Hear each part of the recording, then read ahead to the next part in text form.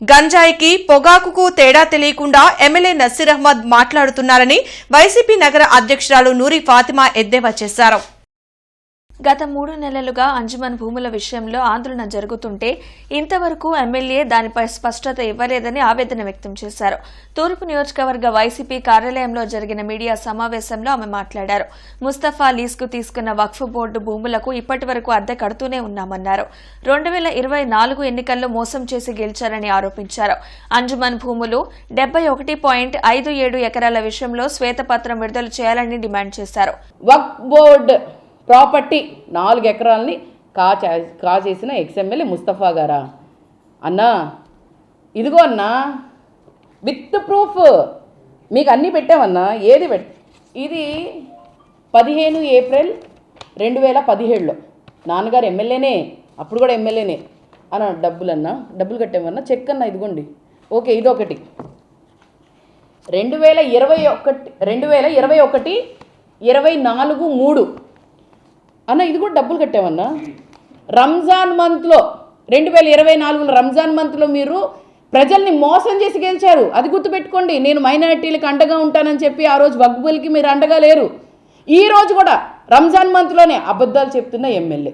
నిజంగానే మీరు ఒక ముస్లిమే కదా, దేవుడు అంటే నమ్మకం ఉంది కదా, మరి అబద్ధాలు ఎలా చెప్తారు అన్నా? ఇదిగో అన్నా, విత్ ప్రూఫ్ మీకు అన్నీ పెట్టామన్నా. ఏది ఇది 15 ఏప్రిల్ 2017లో నాన్నగారు ఎమ్మెల్యేనే, అప్పుడు కూడా ఎమ్మెల్యేనే అన్న. డబ్బులు కట్టామన్నా. చెక్ అన్నా ఇదిగోండి. ఓకే, ఇదొకటి 2021 24/3 అన్న. ఇది కూడా డబ్బులు కట్టామన్నా. ఇదిగోండి అన్నా. ఇది కూడా సరే. దీంట్లో ఒక విషయం మీరు గ్రహించట్లేదు. మా ఎమ్మెల్యే గారు ఏదేదో మాట్లాడుతున్నారు. 20 సంవత్సరాల నుంచి కట్టట్లేదు. ఇక్కడ 2018 to 2021 అని ఉంది. ఒకసారి చూడండి. సరే, అది అయిపోయిందన్న. మేము రిసీవ్డ్ విత్ ఒరిజినల్ డీడీ అని చెప్పి ఉందన్న. మా ఎమ్మెల్యే గారికి తెలియదు అనుకుంటా. డీడీ అంటే చెక్ అంటే తెలీదు. అక్కడ ఏదో చెక్ వేసి వచ్చారంటున్నారు. కాదు, డీడీ వేసి వచ్చారు. అంటే కట్టిన తర్వాత బాక్సులు డీడీ వేసి వస్తారు, చెక్ వేసి రారు. అది కొత్తగా 16 ఫిబ్రవరి 2026. ఎందుకు 2026 అంటున్నాను కూడా చెప్తానన్నా. ఇది మళ్ళీ కొత్తది. ఇది కూడా చూడండి అన్న, ₹1,00,000. ఒక మాట చెప్పనా, ముస్తఫా గారు ఇవన్నీ 2021 అన్న మేము గెలిచిన తర్వాత కట్టామన్నా. 23 దాకా మేము కట్టాము. కట్టిన తర్వాత అది దాని పరిస్థితి ఎలా ఉంది అని అంటే మీకు అది కూడా చూపిస్తాను. ఎందుకు, ఇదిగోండి. అది చూడండి. ఆ ప్రాపర్టీ ఏ పరిస్థితిలో ఉంది అన్న. ఎవరైనా కబ్జా చేస్తే ఎలా కడతారు? అసలు మేడలు కడతారు. ఏమన్నా ఈ పరిస్థితిలోనే ఉంది, ఇంకా పడిపోయే పరిస్థితిలో ఉంది. ఎవరైనా పొగాకు కంపెనీలు ఇలా పెట్టుకుంటారా?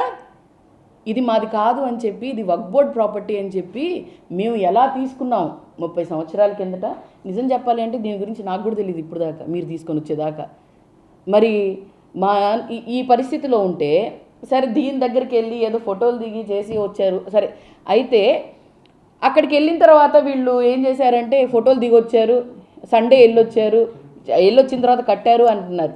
మేము వక్ఫ్ బోర్డులో నాన్నగారు ఎమ్మెల్యే ఉన్నప్పుడు, మా ప్రభుత్వం ఉన్నప్పుడు నాన్నగారు అక్కడికి వెళ్ళి అడగడం జరిగింది. ఏమని అడిగారంటే, సార్ ఇది పడిపోయే పరిస్థితిలో ఉంది, మళ్ళీ కట్టుకోవడానికి అవకాశం ఇవ్వండి అని అంటే చెప్తాము అని అన్నారు. కానీ చెప్పలేదు. అందుకోసం ఆగున్నాం మేము. ఇంకోటి ₹1,00,000 అన్నా.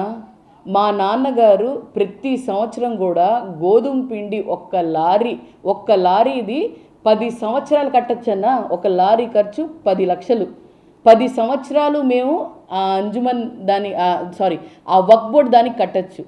మా నాన్న పేదోళ్ళకి మంచి చేసేదానికి తప్ప మీలాగా నేను చెప్తున్నాను చూడండి, 5,000కో లేకపోతే రేషన్ మాఫియానో లేకపోతే మరి జరుగుతున్న దీంట్లో ఏంటి అంటే ఇక్కడ వెంచర్స్ వేస్తుంటే దాంట్లో 50%లో అవన్నీ చేయట్లేదన్నా. లేకపోతే ఎక్కడో నిర్మాణం జరిగిన దానికేమో డ్రైన్లు రోడ్లు వేయించడం, ఇవన్నీ మా నాన్న చేయలేదన్నా.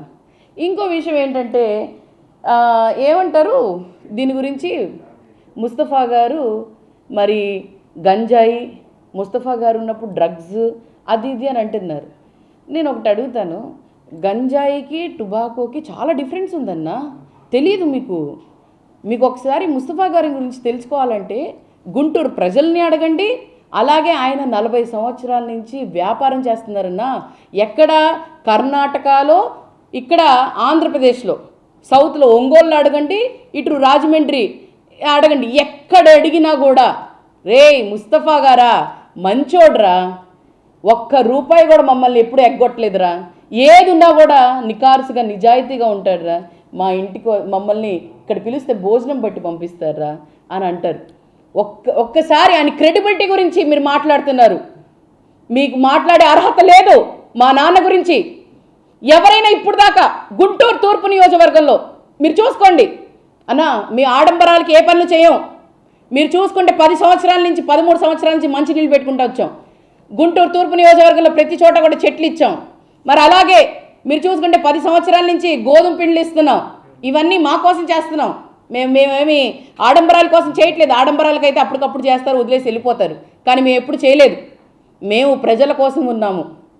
అలాగే మరి మీరు చూసుకుంటే ఏదో ముస్తఫా గారు కబ్జా చేయడానికి వక్ఫ్ బోర్డు ప్రాపర్టీలు మరి వాళ్ళ అన్నయ్య పేరు మీద, వాళ్ళ బావగారి పేరు మీద, లేకపోతే వాళ్ళ బామ్మర్ది పేరు మీద అంటున్నారు.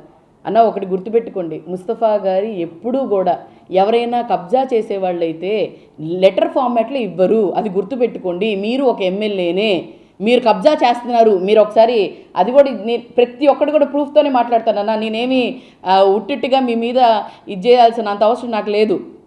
మీరు షాదిక్ ఖానా, మా నాన్నగారు అవి లీజుకి తీసుకొని షాదిక్ ఖానా కానీ అనాథాశ్రమం కానీ ఇవన్నీ కట్టాలి పేదవాళ్ళకి. మరి నేను తక్కువ రేట్లో మీరు లీజుకి ఇస్తే ఆ లీజు ద్వారా నేను కట్టి పేదవాళ్ళకి నేను తక్కువ రేట్లో నేను ఇవ్వాలి అనే ఆయనకు ఆశ తప్ప వేరే కబ్జా అన్న ఇవన్నీ తీసుకెళ్తాం. వెళ్ళేటప్పుడు పోయేటప్పుడు ఏమి తీసుకెళ్ళాం కదా. మా నాన్నగారు అలాంటి మనిషి కాదు. మీరంటున్న గంజాయి ఇవన్నీ బోగాస్ మాటలు, ఇవన్నీ రుజువు లేని మాటలు. ఈరోజు మీరు చూసుకుంటే నిన్న బ్రాడీపేటలోనే డ్రగ్స్ పట్టుకున్నారు. మీ హయాంలో డ్రగ్స్ గంజాయి వల్ల ఎంతోమంది ఆడపిల్లలు అత్యాచారాలు జరుగుతున్నాయి, ఎంతోమందిని చంపుకుంటున్నారు, ఎంతోమంది కొట్టుకుంటున్నారు. మీ లిక్కర్ వల్ల, మీ కల్తీ లిక్కర్ వల్ల ఎంతోమంది చనిపోతున్నారు. ఇవన్నీ జరుగుతుంది మీ హయాంలో, మా హయాంలో కాదు. మా హయాంలో జరగలేదు ఇవన్నీ. లా అండ్ ఆర్డర్ కరెక్ట్గా ఉంది, అంతా బాగుంది. మరి ఎమ్మెల్యే గారు ఎలా పడితే అలా మాట్లాడుతుంది అన్న. నేను ఎలా పడితే అలా మాట్లాడాల్సిన అవసరం నాకు లేదు. ఎందుకనంటే మీరు సమాధానం ఇవ్వట్లేదు. ప్రశ్నించాల్సిన బాధ్యత నాది, ఆన్సర్ చెప్పాల్సిన బాధ్యత మీది.